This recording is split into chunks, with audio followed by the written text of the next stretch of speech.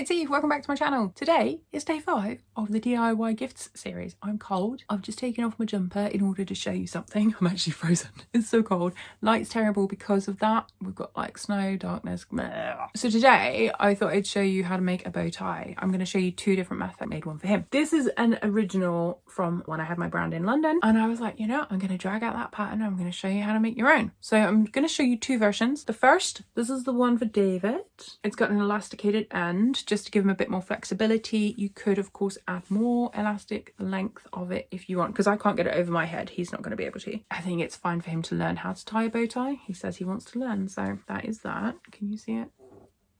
It's very cute. And then today as well, sorry, I'm also going to show you how to make this one, which is the one that I made for me, because girls can wear bow ties too. This one has a button up at the back. I can wear a bow tie, I just can't tie it. So this is supposed to be further out, and this bit here should be further out, but I can't get it to do it neatly. So but I think it'll look really snazzy with like a white shirt or a white top or something. I'm going to show you how to make both of these. I'll check in with you at the end. Now, you can make these for the men or the women in your family, friends, loved ones, that kind of thing. I make these quite often and give them as gifts, and they're always well appreciated. The problem you'll have is tying them, because a lot of people don't know how to tie a bow tie. So I'm going to create this one for my other half, David. So I've got the 4 pieces cut out. Sorry, the 2 pieces cut out because it's cut on the fold at the moment, but I'm actually going to cut that straight up the middle. I've got the interfacing, which I'm going to apply to these pieces of fabric. And then what I'm going to do is, once I've cut up the middle, I'm going to interface them, then cut them. And then his, we're going to attach a piece of elastic, so it gives it that bit of flexibility. With my one, I'm going to make this one for myself. So I've got contrasting fabric pieces. And again, I'm going to cut this one. You can see I've chopped the ends. This is going to be with buttonholes, so that it will have 3 buttonholes and just 1 button, so it can be maneuvered and made more comfortable. So I'm going to show you both methods for making those. I'll provide you with the pattern. It might not be live the moment you're watching this, but I'll definitely add it within a day or 2. And included is a 0.5 seam allowance. This is a standard 17 inch. You may want to make it longer, shorter. This has been perfect. Here's one I made earlier, but they're so easy to make and they just look really, really cool. The first step is to make sure that you've applied your interfacing. So with the one, for me, I'm actually going to only interface the one side, and that's already been done because I found this in my scrap box. I think it's from last year. I think I was going to make it for me then, I forgot. And then I'm not going to interface this because I want to show you the difference between the 2 bow ties. This one for David, we're actually going to interface both sides. I'm using this non-woven interfacing from my stash that's got a light layer of adhesive, and it still has enough flexibility that it will work with a bow tie. Download the pattern, cut out your fabrics, do your interfacing, and then we'll start sewing. Once you've interfaced everything, you can see I've got all 4 pieces interfaced. You can trim any, you can see I've got some scrappy bits here. And then you want to pair up your bow tie pieces and you want to do it right sides together. And there's 2, and we're going to literally sew along this long edge, a nice corner here, down and along, and we're going to leave this section open. We're going to sew with a 0.5 centimeters seam allowance. I think that's maybe like 2/8 of an inch. I'm not sure. You'll have to go and convert it. I don't do inches. And then when we've done that, we're going to turn it through and we're going to press it. Okay. And we are going to repeat that for the other version as well. Okay, for David's one, I'm actually going to construct it a bit differently. I'm going to take the piece of elastic and I'm going to slide it here. This may or may not be, I haven't practiced this one. I'm going to sandwich it in between and we're going to sew straight down there to secure it first, okay? And the reason that I've done it like that is, it means when we turn it through, it's already there. Now, obviously we need to do this. So the next stage is to sew along most of the entire length. We're going to leave a gap because we're going to need to turn it through. Okay, so I'm going to start on this side. Ah, my bobbin thread ran out. I'm actually going to stop there because I know from experience that trying to pull it all the way through is going to be a nightmare. So I'm actually going to start by just trimming the corners, and it's because we want a really nice corner. You can see those are quite trimmed. You'll want to trim into these bends as well, and then you're going to want to just snip into these. You can also trim these down, these areas, these bends, but that does make some people nervous Oh, I nearly went through that stitch line then.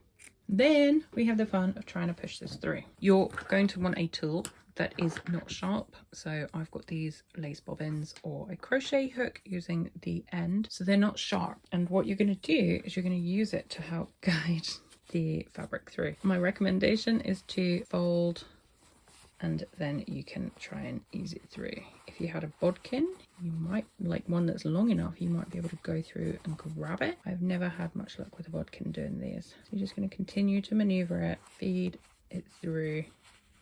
You can see why it takes so long. So I'm going to go and do this off camera. Obviously you're going to press this with an iron. I'm just finger pressing it in the interim because the light's fading and I need to get this done. So you can see that actually when it's folded, it will look quite cute. Look at that. He's gonna love it. I'm going to sew up the other section, which I have not yet done, as you can see, and then we have to attach it to the other end of this elastic, and that's going to be a whole bunch of fun as well. I am going to do this one differently. I'm going to sew all the way along, then we're going to pull it through, and then we'll attach it to the elastic. So if we turn this through, you can see that the elastic is the perfect size to insert into the other end, giving us that elasticated edge. So before we can do that, we are going to finish this section because we don't want to accidentally mess anything up. So what we should do is then turn it over, press, we'll get the iron out, we'll press the seam allowance all the way so it's consistent, of course, and then we'll top stitch it closed. So we'll press this side and then we'll press this side as well, like so, with the iron, of course.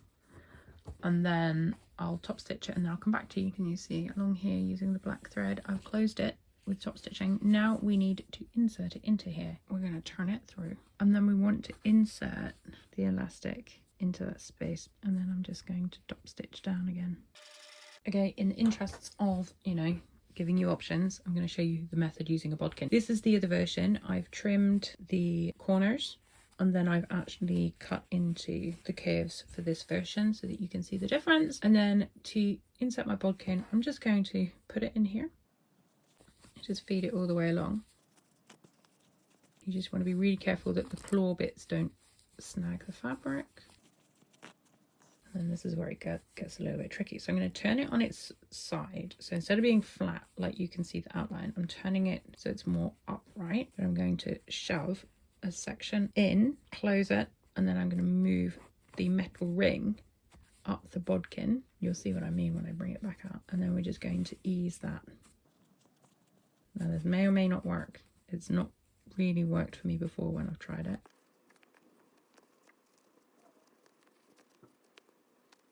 Oh, it is working this time. Maybe I've just been practicing more with the bodkin. So that's the ring I was talking about. I can release that almost. Hopefully I haven't damaged the fabric. There's a little mark, but I'll press that out. Yay! So that is the first time the bodkin method has ever worked for the bow tie. Now I need to get back in there and poke things. So I'm going to get my crochet stick again. How cute is that going to be? We'll obviously press it properly. Oh my gosh, it's so cute. I really like this. This one is for me. Oh, I'll be wearing this. Look, it's so pretty. Pink on one side, printed on the other. So you can see that everything has been pressed out neatly. Do you have a little frayage issue here? I think I probably cut it a bit too close, but it's okay because I'll just hand sew that after. So what I want to do now is finish off these edges. So to do that, I'm literally going to turn them through. This doesn't have to, I mean, ideally it is going to be nice and tidy, but it doesn't have to be the most perfect because this would be at the back of the neck anyway. And while my iron's hot, I'm just going to give that a quick press because we'll sew that one closed. And then the same on the other side. They are both the same size. So I'm going to do one side will have a buttonhole here and a buttonhole here. So 2 buttonholes, and then the other side will just have a button. So I made that little buttonhole and I've cut it and I've just fed this little button through. It's got that kind of like cufflink style. So I'm going to do a proper buttonhole this side that will fit this. I'm trying to get the best angle so you can see it without the harsh shadows.